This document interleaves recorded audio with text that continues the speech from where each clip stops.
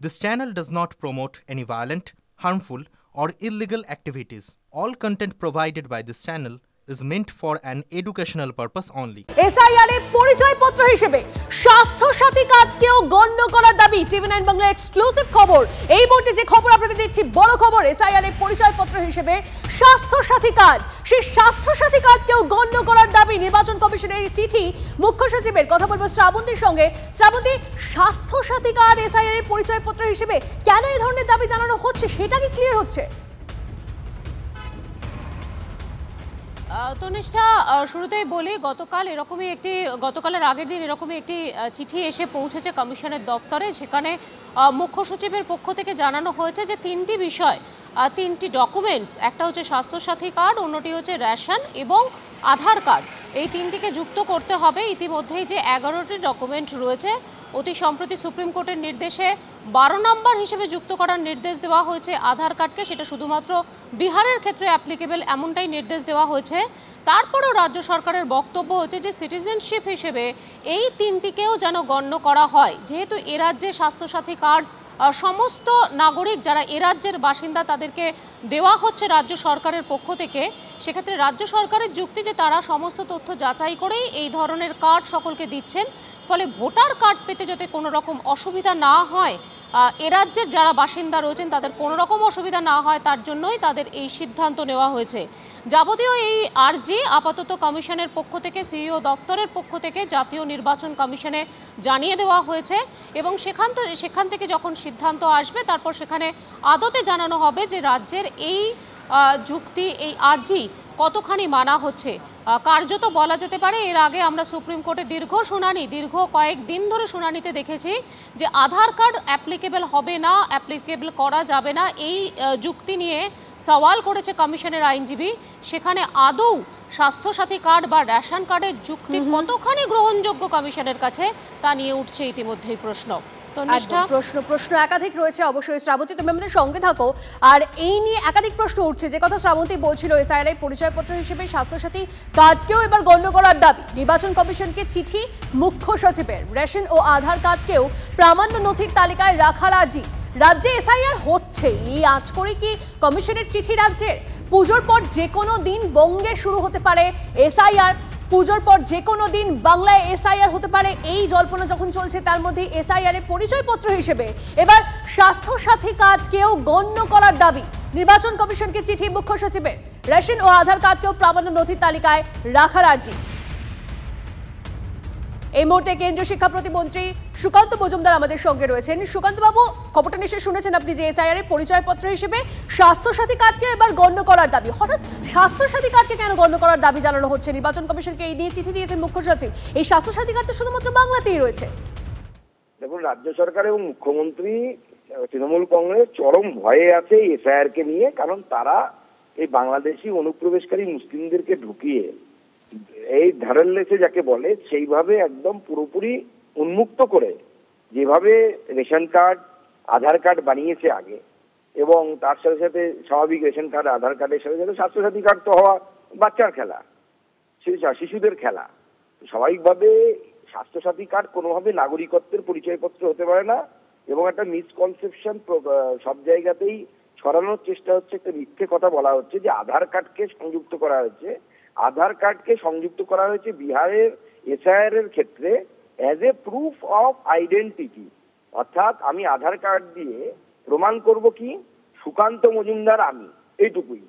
কিন্তু আধার কার্ড আমার কোনো সময়ই নাগরিকত্বের প্রমাণ নয়, কারণ সেটা আধার অ্যাক্টই বলছে যে আধার নাগরিকত্বের পরিচয় নয়।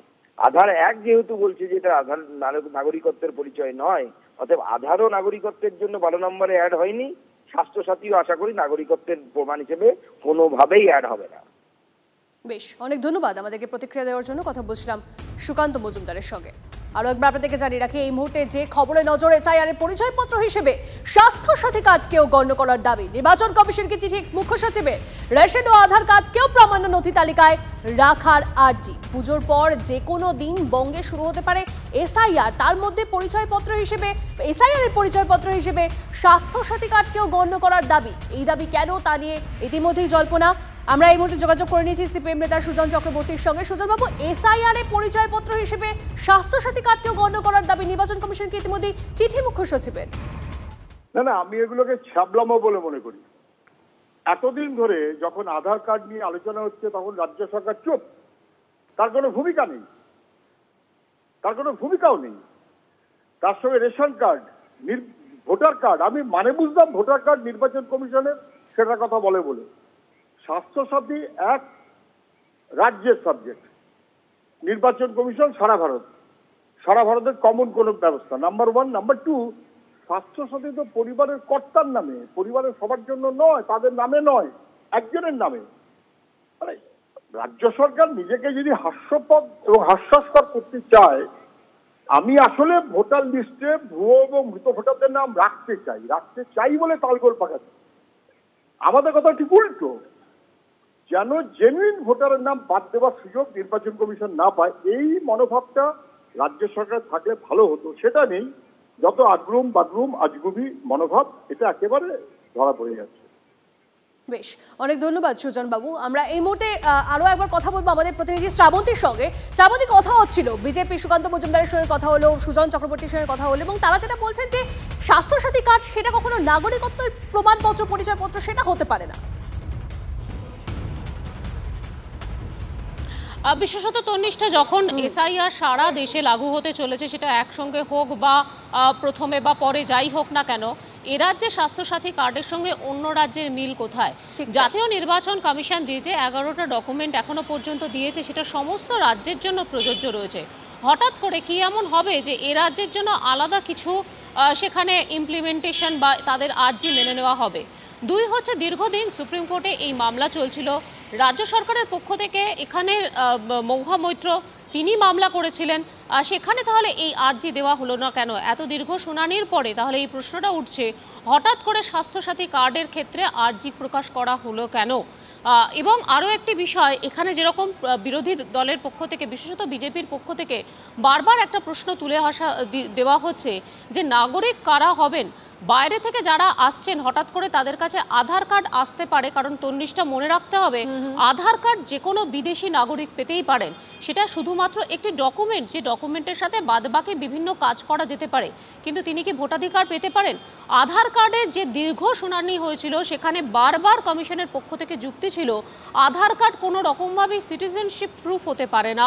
আধার কার্ড যদি একবার ইনক্লুড করা হয় তাহলে সেটা কোথাও গিয়ে আমাদের সঙ্গে থাকা এই মুহূর্তে তৃণমূলের রাজ্য সহসভাপতি জয়প্রকাশ মজুমদার আমাদের সঙ্গে রয়েছেন। জয়প্রকাশ বাবু, এসআইআর এ পরিচয়পত্র হিসেবে স্বাস্থ্যসাথী কার্ডকেও গণ্য করার দাবি নির্বাচন কমিশনকে চিঠি দিয়েছেন মুখ্য সচিব, কিন্তু তা নিয়ে ইতিমধ্যে বিজেপি সিপিএম এর তরফ থেকে প্রশ্ন তোলা হচ্ছে একাধিক। তারা বলছেন যে স্বাস্থ্যসাথী কার্ড কখনো নাগরিকত্বের প্রমাণপত্র হতে পারে না। নাগরিকত্বের প্রমাণ কে চাইছে? নাগরিকত্বের প্রমাণ চাওয়ার অধিকার কি ইলেকশন কমিশনেরও আছে? সুপ্রিম কোর্ট বলে দিয়েছে যে নাগরিকত্বের প্রমাণ চাওয়ার অধিকার ইলেকশন কমিশনেরও নেই। এরা কি বলছে? পড়াশোনা করে না? এই বিজেপির বলুন, সিপিএম এর বলুন, এরা কেউ পড়াশোনা করে না, তাই জন্যই এইসব কথা বলে। সব থেকে বড় কথা হচ্ছে আইডি কার্ড আর নাগরিকত্বের প্রমাণ আছে। ভারতবর্ষে এমন কোন কার্ড আছে যে এইটা দেখালে বলবে আমি নাগরিক? বলুন না, ওনারা জানেন নাগরিকত্বের প্রমাণের কোন কার্ড ভারতবর্ষে আছে বা নরেন্দ্র মোদীর কাছে আছে যেগুলো আমরা বলছি তা ছাড়া? এই ভোটার আইডি কার্ড কিংবা আধার কার্ড কিংবা প্যান কার্ড ইত্যাদি ছাড়া নরেন্দ্র মোদীর কাছে অন্য কোনো কার্ড আছে যে তিনি বলবেন আমি ভারতের নাগরিক? ইয়ার কি হচ্ছে? আজে বাজে কথা বললেই হলো। সুপ্রিম কোর্ট বলে দিয়েছে যে নাগরিকত্ব যাচাই করার কাজ ইলেকশন কমিশনের নয়, তারা আইডি প্রুফ দেখবে। আইডি মানে তার কি পরিচয়পত্র, নাগরিকত্ব কার্ড নয়। সেই পরিচয়পত্রের মধ্যে একটা সরকারি কার্ড হচ্ছে এই স্বাস্থ্যসাথী। নানা রাজ্যে, বহু রাজ্যে তাদের রাজ্য সরকারের দেওয়া কার্ড গ্রহণযোগ্য।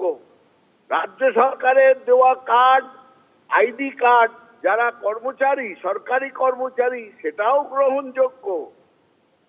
এয়ারপোর্টে ঢুকতে গেলে, ফ্লাইট চড়তে গেলে, ভোট দিতে গেলে বলাই হচ্ছে সরকার ইস্যু করেছে, সে রাজ্য সরকার কিংবা কেন্দ্রীয় সরকার, এমন সচিত্র আইডি কার্ড চলবে। সুতরাং সেখানে স্বাস্থ্যসাথী কেন চলবে না? যুক্তি দিয়ে কথা বলতে হবে। বেশ, বোঝা যাচ্ছে আপনার বক্তব্য স্পষ্ট। কথা বলছিলাম জয়প্রকাশ মজুমদারের সঙ্গে।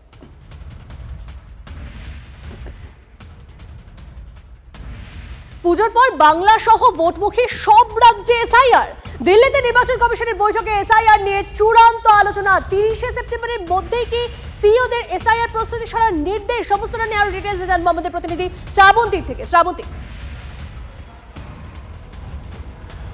তনিষ্ঠা, গতকাল এই বৈঠক হয়েছে, দেশের সমস্ত রাজ্যের সিইও তারা ছিলেন এবং বিহারের সিইও তিনি প্রেজেন্টেশন দিয়ে জানিয়েছেন এসআইআর করতে গিয়ে বিহারকে কী কী সমস্যার সম্মুখীন হতে হয়েছে, কোন কোন বিষয়গুলি প্রশ্ন বারবার রাজনৈতিক দলের পক্ষ থেকে উঠে এসেছে। বিহারের সিইওর সাথে কথা বলার পরে রাজ্যের সমস্ত সিইওর কাছ থেকে যাবতীয় ডিটেলস চেয়েছে জাতীয় নির্বাচন কমিশন এবং সেখানে কতখানি প্রস্তুত প্রত্যেক রাজ্য সেটাও জানতে চাওয়া হয়েছে। এ রাজ্যের পক্ষ থেকে যে সিইও দফতরের পক্ষ থেকে মুখ্য নির্বাচনী আধিকারিক তিনি জানিয়েছেন যে তারা অলমোস্ট প্রস্তুত রয়েছেন। সমস্ত রাজ্যকে নির্দেশ দেওয়া হয়েছে আগামী 30শে সেপ্টেম্বরের মধ্যে যাবতীয় পুঙ্খানুপুঙ্খ যে ডিটেলস রয়েছে সেগুলিকে নিয়ে তৈরি করতে হবে, কোনো শূন্য পদ যাতে না থাকে সেই ব্যাপারে গুরুত্ব দিতে হবে এবং 30শে সেপ্টেম্বরের মধ্যে সমস্ত প্রস্তুতি কাজ শেষ করে ফেলতে হবে। এখানে যেহেতু এর ফলে মনে করা হচ্ছে যে অক্টোবর থেকে যে শুরু হতে পারে এসআইআর এবং সেটা গোটা দেশে একসঙ্গে না শুরু হলেও আগামী বছর বিধানসভা নির্বাচন যেগুলিতে রয়েছে, যেমন এ রাজ্যেও বিধানসভা নির্বাচন রয়েছে, তাদেরকে ক্ষেত্রে অক্টোবরের সম্ভাবনা সব থেকে বেশি রয়েছে এবং সেই মোতাবেক এ রাজ্যের সিইও আমরা যেটা সূত্র মারফত জানতে পারছি তিনি ইতিমধ্যেই ছুটির তালিকা দিয়ে দিয়েছেন। যেহেতু পুজোর সময় একটা এ রাজ্যের সরকারি ছুটি থাকে, সরকারি আধিকারিকদের ছুটি থাকে, সেই ছুটির তালিকাও তিনি তুলে ধরেছেন এবং যাবতীয় বিষয়টা জাতীয় নির্বাচন কমিশন তারা কনসিডার করছে এবং যেটা জানা যাচ্ছে অক্টোবরে। বোঝা যাচ্ছে শ্রাবন্তী, আপাতত ধন্যবাদ। এই মুহূর্তে আমরা যোগাযোগ করে নিচ্ছি অধীর রঞ্জন চৌধুরীর সঙ্গে। অধীরবাবু, এসআইআর পরিচয়পত্র হিসেবে স্বাস্থ্যসাথী কার্ডকেও গণ্য করার দাবি, নির্বাচন কমিশনকে চিঠি দিয়েছে মুখ্য সচিব, কিভাবে দেখছেন? কিভাবে দেখার কিছু নেই, কোন রাজ্য দিতে পারে সেটাতে কিছু যায় আসে না, কিন্তু কথা হচ্ছে যে সুপ্রিম কোর্ট এর মধ্যে যেটা ভালো খবর দিয়েছে সেটা হচ্ছে আধার কার্ডটাকেও গণনার মধ্যে রাখতে হবে। মানে আগে বলেছিল 11টা ডকুমেন্ট, এখন সুপ্রিম কোর্ট বলছে 12টা ডকুমেন্ট, তো আধার। এটা একটা বড় জয় বলে আমি মনে করি। রাহুল গান্ধীর নেতৃত্বে যে দেশব্যাপী যে আন্দোলন হচ্ছে এই এসআইআর এর সংকীর্ণতার বিরুদ্ধে, এটার একটা বড় একটা পুরস্কার, মানে একটা বড় ফলাফল আমরা পেয়েছি। সেটা যে ভায়া সুপ্রিম কোর্ট আমরা দেখতে পাচ্ছি যে আজকে সুপ্রিম কোর্ট বলছে যে 11টা ডকুমেন্ট নয় 12টা ডকুমেন্ট তোমাকে গ্রহণ করতে হবে, অর্থাৎ আধার যাদের আছে তারা এই সুযোগ পাবে। তো পশ্চিমবঙ্গে কেন সারা ভারতবর্ষে যারাই সরকারি সুযোগ সুবিধা পায় তাদের সকলের জন্য আধার থাকাটা মাস্ট। সে স্বাস্থ্যসাথী বলুন আর বাকি যা সরকারি রেশনই বলুন, যা সরকারি সুযোগ সুবিধা যেখানে পাই, অর্থাৎ জনকল্যাণমূলক কাজ যেখানে হয়, ওয়েলফেয়ার প্রোগ্রাম যেখানে হয়, সেখানেই তারা সেই প্রোগ্রাম করতে গেলে আধার কার্ডের ব্যবহার হয়ে থাকে। তো স্বাভাবিকভাবেই আধার যখন সম্মতি পাওয়া গেছে আধারের, তখন বাকি আর কিছু প্রয়োজন আছে বলে আমার মনে হয় না। তো রাজ্য দাবি করতেই পারে, রাজ্যের দাবি রাজ্যের। বেশ, ধন্যবাদ আপনাকে।